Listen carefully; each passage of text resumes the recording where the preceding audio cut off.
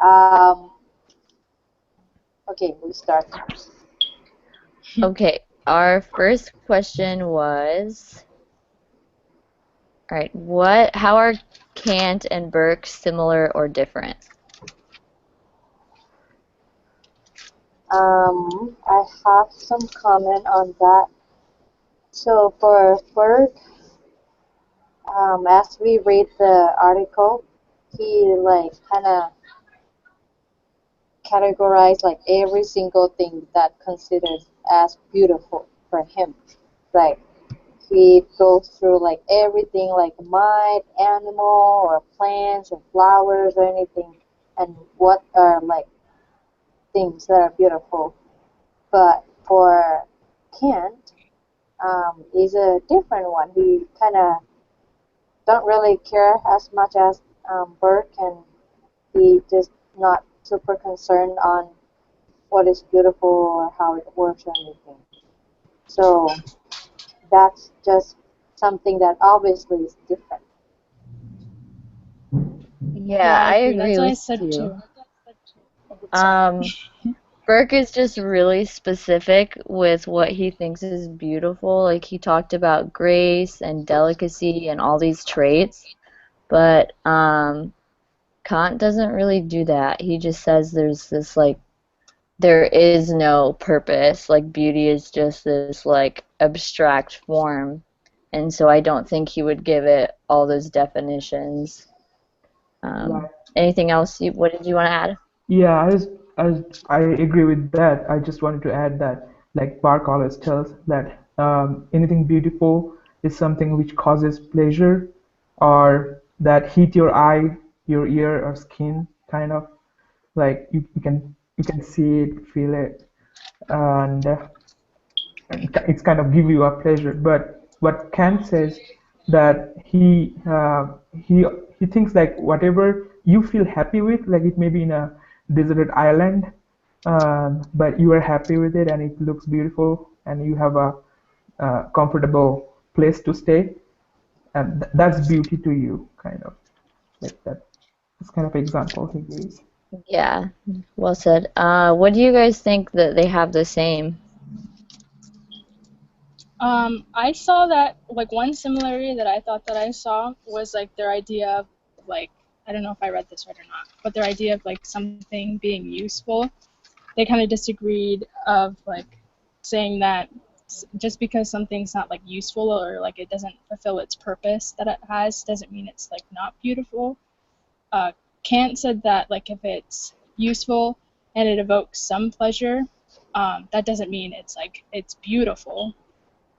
But if it's good from like every point of view, then that means it's like it's beautiful. And what's his name? Burke said the same thing. Just because like something's not useful doesn't mean it's not beautiful, and vice versa. So that's Yeah, something that they yeah, I like know what you're disagreed with talking about. both. So I think I wrote down a quote, the one that you're talking about. Burke said, "Utility and usefulness does not conclude beauty." And then he said, like, a pig's head and snout is useful, but we wouldn't consider it beauty. And you're right, Kant says the same thing. Like, um, a flower doesn't really have a purpose other than to be beautiful. yeah. So that's why we perceive it that way. Okay, do you guys want to go to the next question? Let's do that. What are some things that have changed in the ways we think about beauty between the 18th century and now? Well, I think beauty has like people looks at beauty totally different way. Because 18th century, it says that they mostly tried to observe like what beauty is.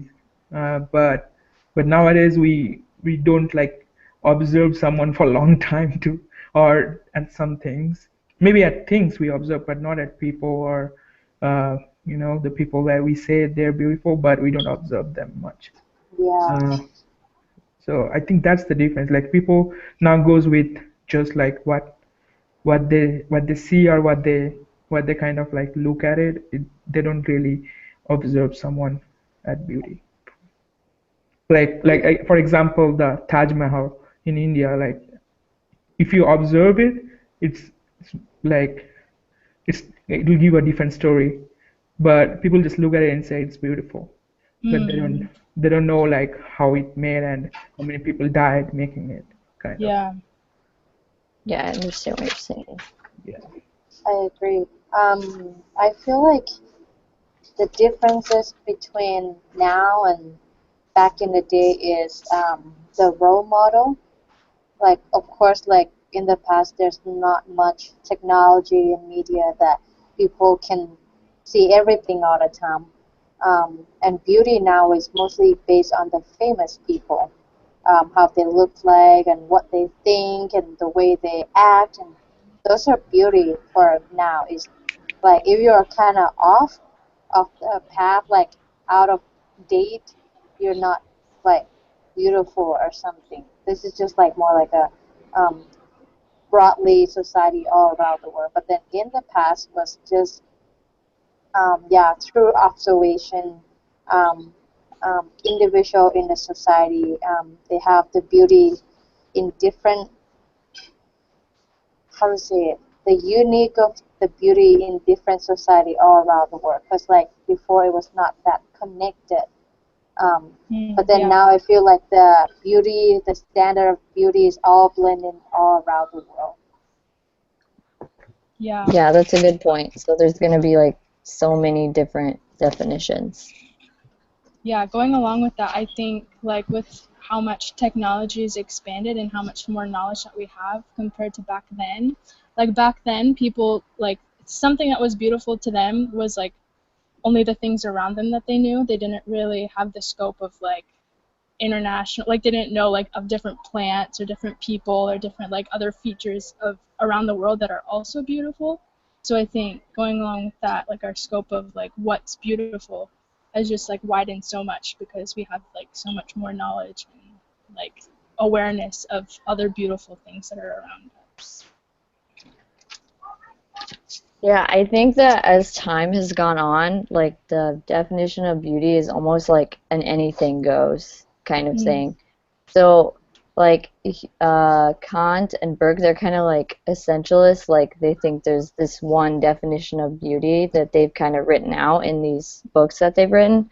But today, like, I don't know, there's museums like with like dead animal bodies, and some people consider that beautiful.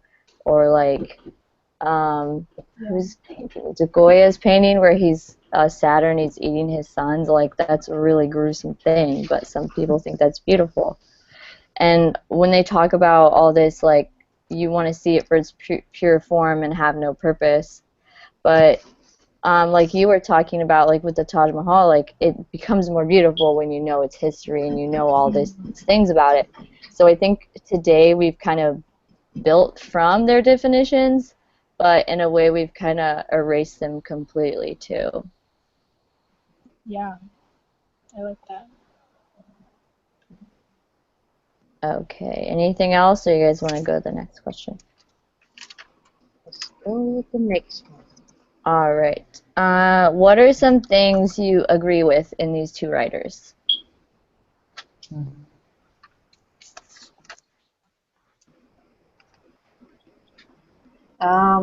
I have something. So for Burke, um, I like how he. I feel like he took a lot of time to write that because he has to really pondering and thinking, go through every single thing to think what is beautiful. And when it comes to like plant or did he even like talk about the stream too, like water? You know, like there's some. Oh yeah, he was talking about the stream. There's like a, um, you know, like a rushing water or just like a nice smooth stream. So like this nice smooth stream give us like a sense of like beauty because it's like relaxed, it's calm, it's beautiful instead of like the water that is like, you know, like a big wave in Hawaii. Like of Yeah. course it's beautiful for us now, but then for him in the past it was like that's scary. So like I was thinking about I can see some when we go to waterfall or something, and then I can see like some place that like the water is so rough and it's really scary, and that doesn't give us sense of like pleasure. But then when it's just like nice little stream and it's calm, those are beautiful. So I kind of agree with that, or how he talks about what kind of animal is considered as beautiful and what kind of considered as other categories. So I agree with that. Um, for me, I kind of agree with Bark about about how he tells that people kind of like followed each other. Like when somebody said this is beautiful and this is why this is beautiful, then other people followed and said that okay, yeah, this is beautiful. So the mindset kind of got a standard. Okay, this means beautiful and this means this is not beautiful. So they kind of like figured out the level of beauty uh, by setting a standard during those days. Mm. And I kind of agree with it because nowadays also it happens. Like when people say this is beautiful, and many people follow say, yeah, this is beautiful, this is really nice, but they don't really think Yeah. of it or observe it. Whatever the people in the museum decide is beautiful. Yeah, Whatever they put in a case. yeah, yeah, yeah. I think I kind of agree with Kant, not on all of his stuff, Mhm. but when he kind of said like he talks about free play of imagination, I just like how he kind of describes this like metaphysical feeling when you see something beautiful, it just kind of captivates you in this wordless way you can't really describe, and I like the way that he words that because I identify with that feeling. Yeah, same. That's something that I agreed with too. I probably like agreed more with Kant more than Burke. I liked when you said that like um, beauty is like a cognitive kind of experience, like what you were saying, a metaphysical kind of where you feel it, you like your senses are interactive. It's something that like inside you feel if it's beautiful, and it's not necessarily what like other people tell you. Just because like someone else thinks something's beautiful doesn't mean like you agree with them or vice versa. And I also liked what he said about he was like sometimes you might get like distraught or like mad over like if you like strongly feel if something's beautiful and someone else doesn't, you like really don't understand why, because you think that thing is so beautiful. And that made me think of like, I don't know, whenever I share songs or like artists with a friend and they like don't understand how They good don't that certain care. song or artist is, yeah, or like movie, and you're trying to like show them how funny this like moment is and they don't understand. I just like really I understood what Kant was saying there. Yeah, me too. Okay, let's see. What are some things you disagree with these authors? Hmm. I I disagreed with Burke a lot. I think he got really specific about some things. Like, I think in one passage he said, "Oh, I think I copied it down." He said, "It is not the oak, the ash, or the elm, or any of the robust trees of the forest which we consider beautiful. They are awful and majestic. It is the delicate myrtle, it is the orange, it is the almond." So he was basically said like if there's anything big or daunting, it's not beautiful. But I don't agree with that at all. Like the ocean is terrifying and scary, but I still think it's beautiful. Mhm. Yeah. I also disagree with Burke on when he say about so beautiful is love and pleasure, and then when it's not beautiful, um, like it's not love. And of course, with the um, belief that I grew up with, of course, church member, and then that's not true. Like I totally disagree with that. Strongly disagree with like things that not beautiful, and it's still there's a feeling. It can be loved. It can give you love. It can give you pleasure.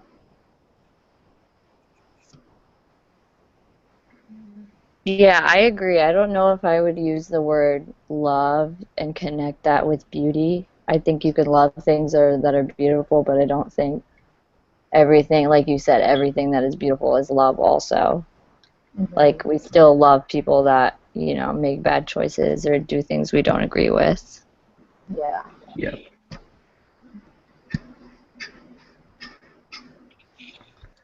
I thought that Burke, like something I disagreed with, Burke was like saying that everything that was beautiful was kind of like feminine, and then everything masculine and harsh and like, I don't know, just like kind of masculine wasn't beautiful.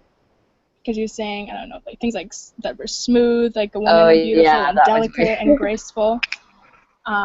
He was just kind of like categorizing that, and I don't know, I just disagreed. Like everything, I don't know, everything isn't that he thought was beautiful. He was kind of trying to make it universal, like that this is beautiful because it's graceful, and because it's not graceful, it's not beautiful. But yeah, I agree with both you guys that I don't know, he's just categorizing too much into his own experience and not taking into account other people's, I think.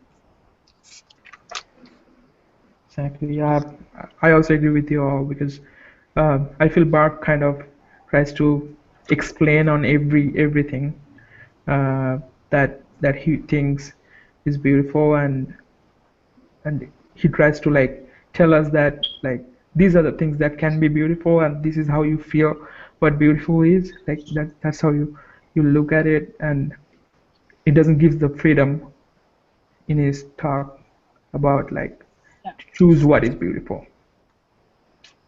Mm-hmm. So I agree with that. Okay.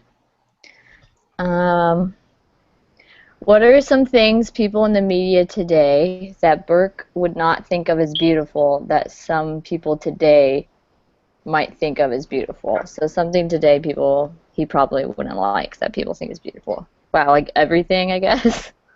Yeah.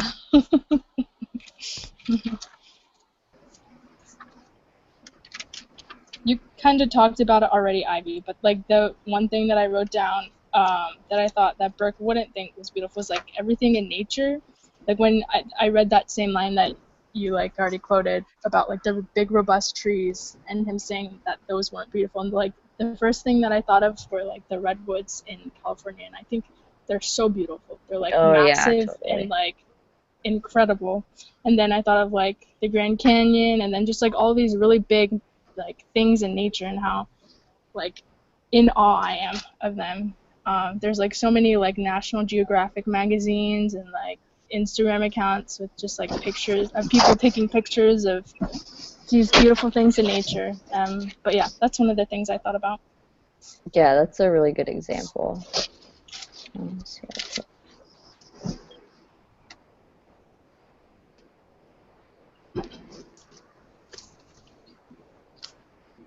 Well, I kind of watch a lot of travel channels, and I like how people how the media shows of all the beauties, all the foods, and all the culture that people have around the world, and that's beautiful, like how it shows. But I don't know whether that will like Burke will agree with it, because uh, like beauty is not only like in the looks or how he explains, because nowadays through media we see a whole world, and every country, every culture has a beauty.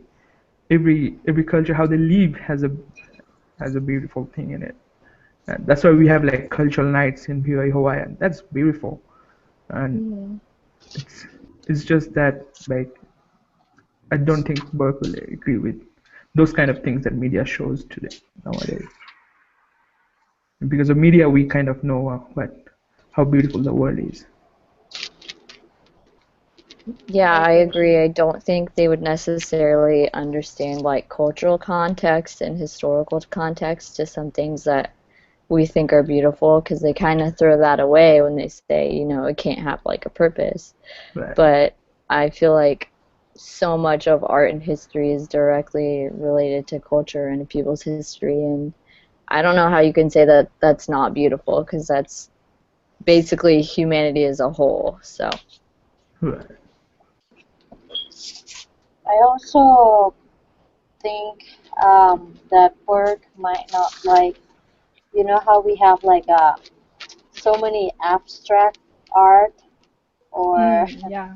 Yeah. um, the statue that is a little is not normal. You have to think beyond that to see Yeah. as like beautiful. But I feel like it's kind of people nowadays are like we have that idea of like you have to see in a different perspective or you know the history behind or things like that and then you understand the meaning of it and you will know that it's beautiful but then like I feel like Burke would probably totally disagree with that because things that odd to him that's not beautiful. yeah, I agree. Okay, any other comments? And then I'll move on to the writing question and we can discuss it, and then we'll decide who's going to write this first one. It's actually really not bad. I think it's a page and a half to 2 pages double space, so that's not so bad. Anything else? I don't have any comments. No, I'm good. Okay, I will move on to the question. It says, what might society broadly in the 20th century think of the ideas of Burke and Kant? You should use examples from today's media and quotes from Burke and Kant to help you write this response. Okay. Well, I think we can relate. Of course, we have to buy a book. I got some idea of it already, but then also like we are the people in this century, and I think we kind of been discussing already of the ideas of people now and them in the past. So we can refer to the example of the how the media is now is like everything is beautiful. It's pictures everywhere and um, whatever the flow goes, like those are beautiful. And um, so I think what we think about them, they are too specific. They have to open their eyes more. We just have to find it. But that's just what I'm thinking so far.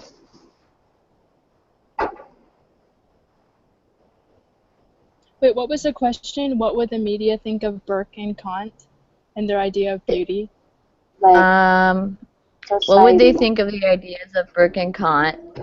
And it just wants us to use examples from today's media and quotes from what we read, which which we've been talking about. Like you mentioned the Taj Mahal, you mentioned the California redwoods, so those are some real world examples that we could show against some of the quotes that we put out, and I can send those later too.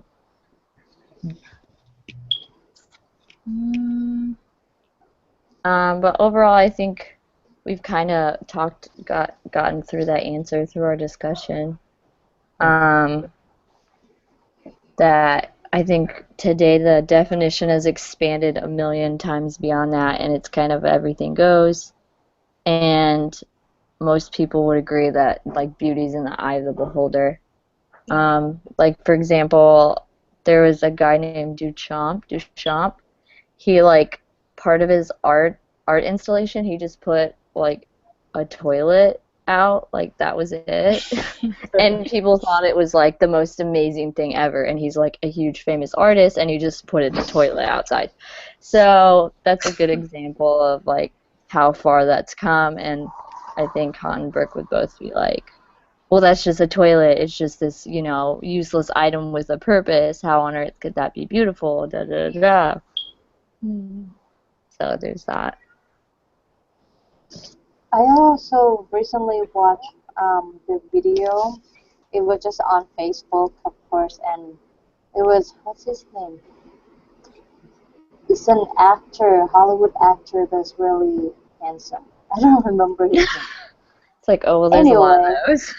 yeah, there's a lot of them. Ashton Oh, Kutcher? Ashton Kutcher? Is that one? Exactly, yep.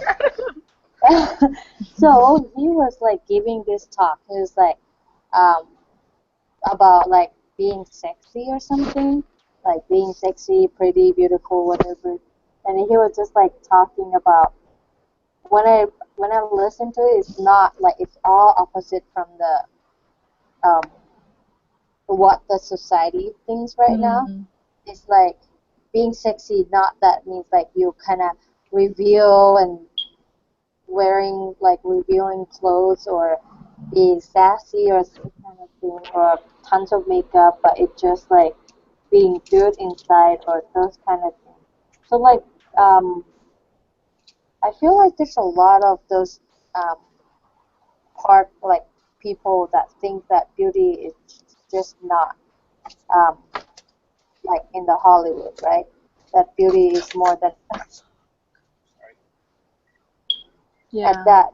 The beauty is more than that. It's inside, in the heart, and of course, it would kind of disagree with what Burke would say, and um, if the video go along with the um, how to say it, the article, it's probably think that Burke's idea is just not okay.